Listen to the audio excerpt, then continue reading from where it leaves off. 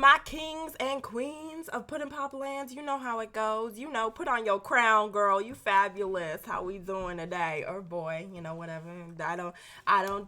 Whatever. I'm so confused. So if I sound a little bit weird, I woke up this morning, right? I woke up like this and I was like, ooh, I am not feeling good. So my voice is all over the place. I feel hungry, but I just ate. So I don't know if it's like I got problems. I have no clue. But probably don't, because I don't poop enough. I don't know. But anyways, let's go ahead and ow. I hit my knee. This is a mess. Like, this first thing is a mess. But anyways, welcome back to my channel for a little bit of a current household. Yes!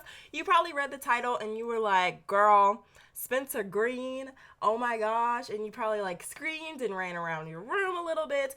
Or you were like, who's Spencer Green? Like, he doesn't even go here. Like, he's not even in Pudding Pop Land. And I'm like, girl, yes he is. Like, get your stuff together, okay? If you don't know who Spencer Green is, he is a character that I did in my first Behind the Family series. If you're only familiar with the second one, which is the Royals, then the Greens were before the Royals, and it was a family that I did. They had 20 parts, so the whole Behind the Family series is complete. So I will leave a link to that if you want to go ahead and watch it. Because honestly, if you don't watch it, probably none of this is going to make sense and you're going to be super freaking confused. So I would definitely recommend going to check out that video. I will leave a link and I will also leave a link to the current household as well. Now let's go ahead and get into the nitty gritty of the situation. So this is the house that we are looking at right now, and I am super excited to kind of share with you guys a little bit about Spencer Green and his family. If you don't know anything about Spencer Green, I'm going to kind of sum up his story just a little bit so you can understand, just in case if you don't want to go and watch the whole video and you just want to watch this. So Spencer Green grew up in a very, very messy household. His mother cheated on his father multiple times with multiple different men after his younger sister Viola was born. Now Spencer is the eldest of 4 children. He has 2 full sisters, and then 1 half sister, if that makes any sense. So his mother did end up cheating on his father, and then they had a kid together with the man that she cheated on him with. So her name is Harmony, the one that is not born by her father, his half-sister. And then he also has 2 full sisters, Viola and Raina, and they are his full sisters. Now, Viola is the most important, I think, of the sisters when it comes to Spencer, because Viola dated this guy. His name was Ethan, and Spencer and Ethan were best friends first. They were best friends when they were teenagers, and they just kind of, had a really, really good relationship. However, Viola and Ethan ended up dating, and Viola ended up getting pregnant with Ethan's child. Ethan and Viola were pretty much the perfect couple. They loved each other dearly. It was that relationship where they were lovebirds, and, Viola thought that Ethan was her soulmate. Spencer, once they got older, he started to fall for Ethan in a more obsessive term, more of jealousy towards Viola because she had him and he didn't, and he really, really wanted Ethan to be with him. He really wanted to be with Ethan for the rest of his life. He thought that him and Ethan were going to be together. Obviously, he was fooled. Now, Spencer, you could kind of tell in the Behind the Family series, started to progress a little bit as crazy. Like, he was a little cray-cray. And that's kind of how he went off. Now that Spencer has kind of grown up, he's realized that obviously he's made a lot of mistakes. He ended up actually murdering Ethan in cold blood a few minutes before his wedding with Viola, which is absolutely crazy. So that's kind of how that went. And now Spencer, after that whole stage, we are 3 years later, and you can watch episode number 20 of the Behind the Family to see where his sisters are right now, 3 years later. And this is where Spencer is. He is now 26, and he is with a family. He has his own family, and he is living his life. Here is a familiar face. Perfection. Look at that. Beautiful. So, gosh, this is Spencer. Like, Spencer is just beautiful. If he wasn't so cray, but he's beautiful.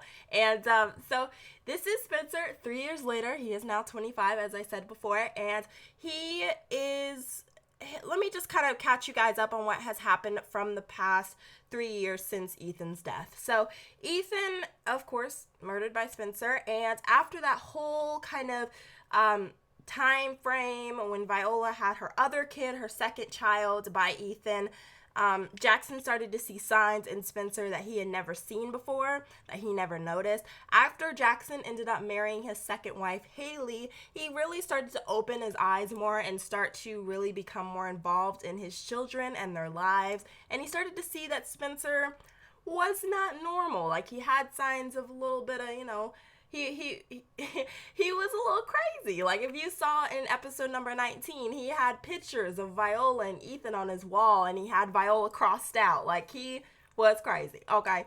And so Jackson started to see that, and he was like, okay, I think that Spencer needs to go away. So he sent Spencer to a mental institution where he could get help, where he could, hopefully just get better and things would change. However, things did not change. If anything, he kind of felt like he was trapped, and he didn't like that feeling.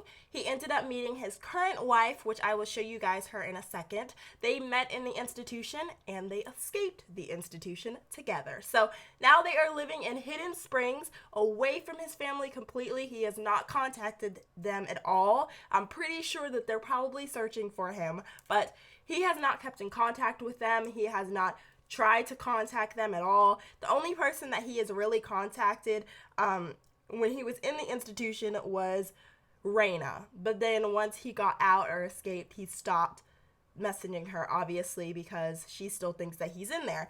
So 3 years later, Spencer has his own life. He has his own kids.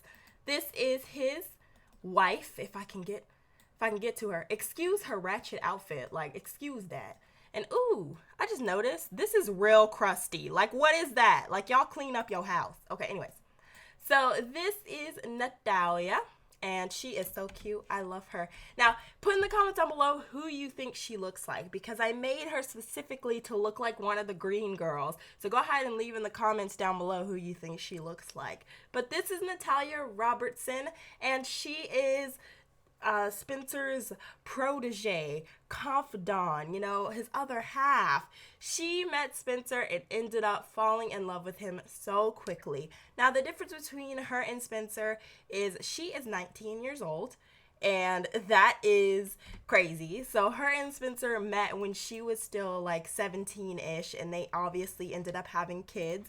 And she is a teacher as well. She has a lot of different traits. She's insane, she's family oriented, an animal lover, green thumb, and charismatic. But this girl, she met him in the institution as well. She wasn't an employee or anything. She was there as a patient.